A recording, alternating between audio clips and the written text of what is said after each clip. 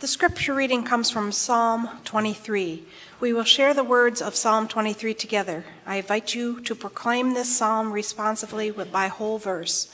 Please share the words that are highlighted. The Lord is my shepherd, I shall not want. He makes me lie down in green pastures. He leads me beside still waters. He restores my soul. He leads me in right paths for his name's sake.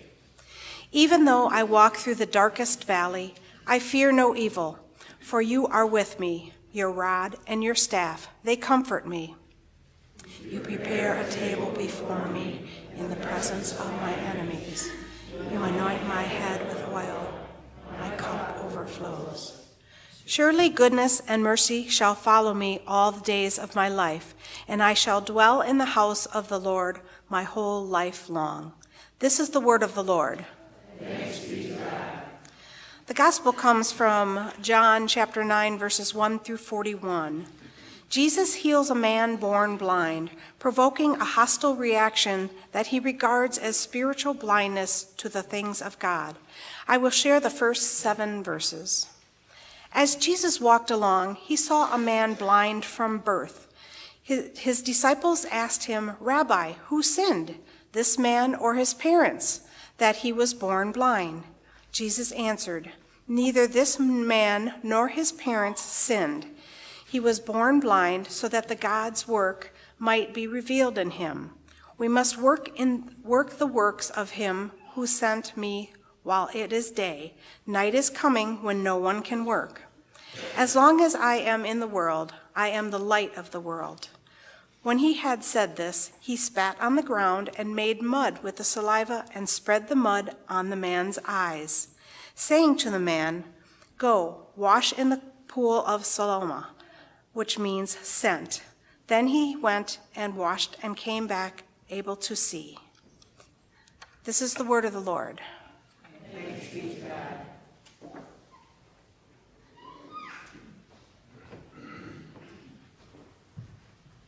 Thank you, Bonnie.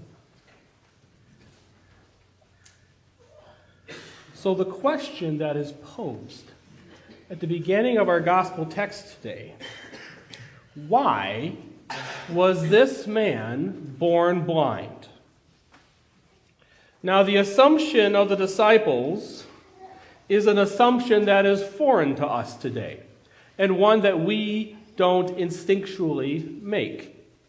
And it shows just how different our society is in some ways from the people of Jesus' day.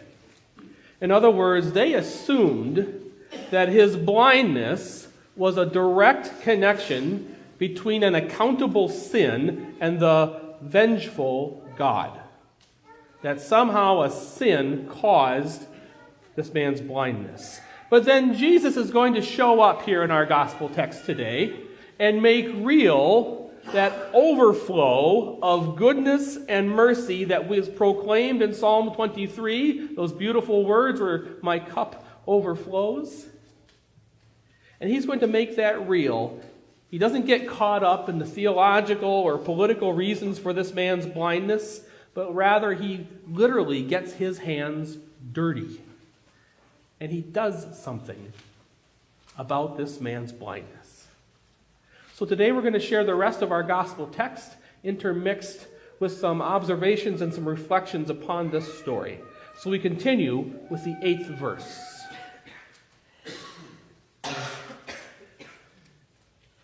Now the neighbors and those who had seen him before, this blind man, for those who had seen him as a beggar, they began to ask, "Is this not the man who used to sit and beg?" Some were saying, "It is he." Others were saying, "No, but it's someone like him." But he kept saying, "I am the man." And they kept asking him, "Well, then how were your eyes opened?" And he answered, "The man called Jesus made mud, spread it on my eyes, and said to me, 'Go to Siloam and wash.' Then I went and I washed, and I received my sight." And they said to him, "Well, where is he?" And the blind man said, "I do not know." Well, they brought to the Pharisees the man who had formerly been blind. And now it was a Sabbath day when Jesus had made the mud and opened his eyes. And then the Pharisees also began to ask him how he had received his sight. And he said to them, "He put mud on my eyes, and I washed, and now I see."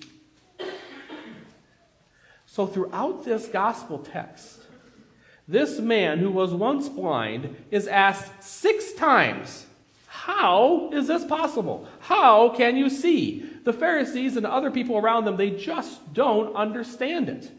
And that's a perfectly legitimate misunderstanding. How is this possible?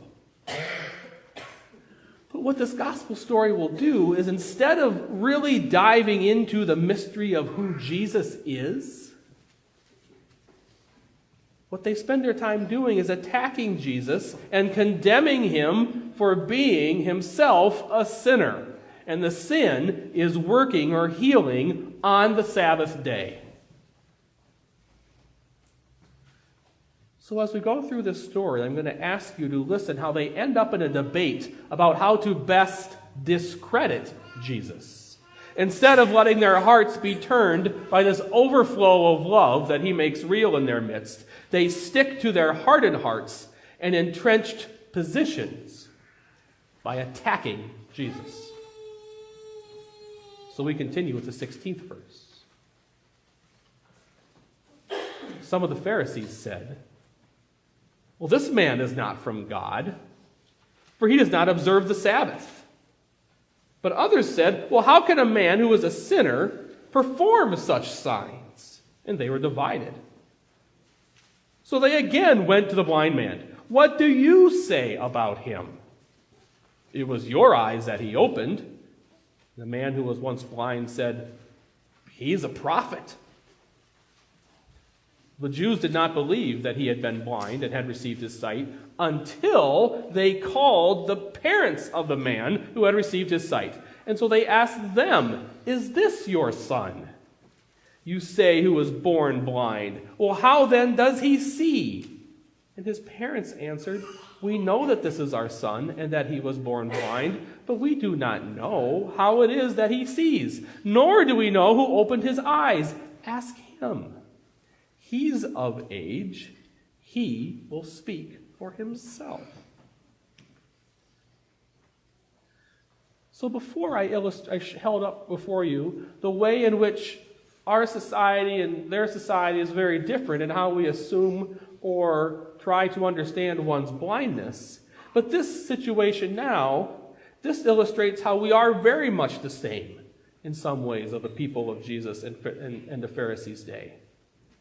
For when we too are confronted by something that we don't like, or something that we don't believe, or something that doesn't align with us and our understandings of things, or something that threatens our balance of power or our structure in our life, then we will attack the source. This is true in all areas of our life. In our community living, in our theology, in our politics, in our family dynamics. We do this all the time. Those things that we're passionate about, and when we're faced with something even as overwhelming as a blind man being able to see, if this overwhelming truth threatens our status quo, we'll be skeptical. We'll have this, rather than an overflow of love, we'll have this overflow of doubt. And we'll ask, what's going on here? And we'll look for ways to attack this person, rather than following our hearts and making a difference in someone's life with an overflow of love, even though we may not understand it or it may not align with what we understand to be true about ourselves. 22nd verse, we continue. Now this man's parents said this because they were afraid of the Jews. For the Jews had already agreed that anyone who confessed Jesus to be the Messiah would be put out of the synagogue. Therefore his parents said, "He is of age, ask him." So for the second time they called the man who had been blind, and they said to him, "Give glory to God. We know that this man, this Jesus, is a sinner."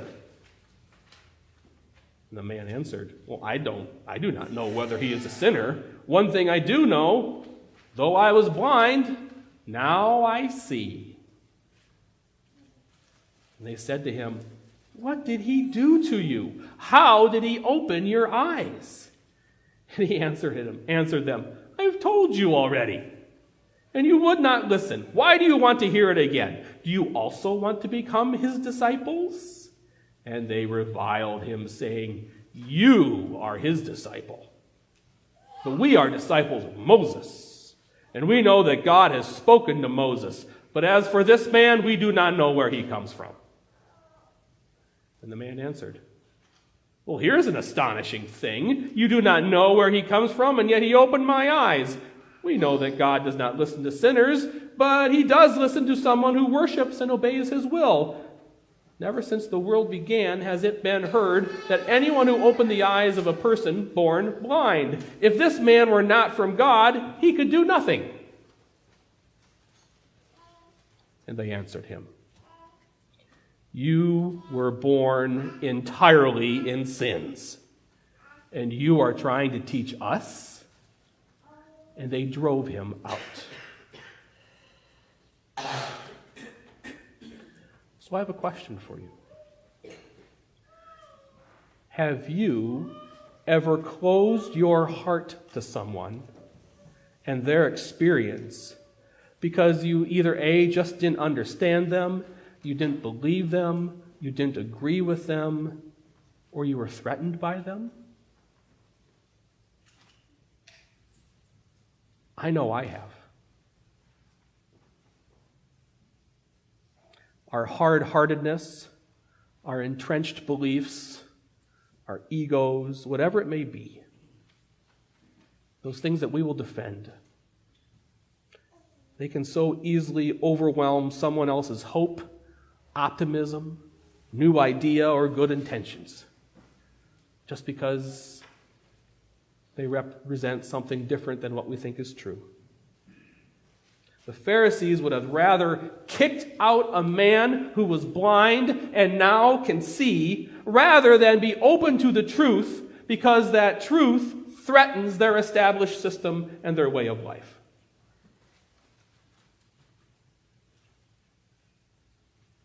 I will contend that we too often do the same thing. 35th verse. Jesus heard that they had driven him out. And when they found him, he said, "Do you believe in the Son of Man?" And he answered, "And who is it, sir? Tell me, so that I may believe in him." And Jesus said to him, "You have seen him. The one who is speaking to you is he." And he said, "Lord, I believe." And he worshipped him. Jesus said, "I came into this world for judgment, so that those who do not see may see, and those who do see may become blind." My friends, the overflow of goodness and mercy that the psalmist illustrates in Psalm 23 comes in order to change the reality of death into the overflowing reality of life. Jesus comes to this blind man, and in his overwhelming love and grace, changes his life. Literally brings light into this man's darkness.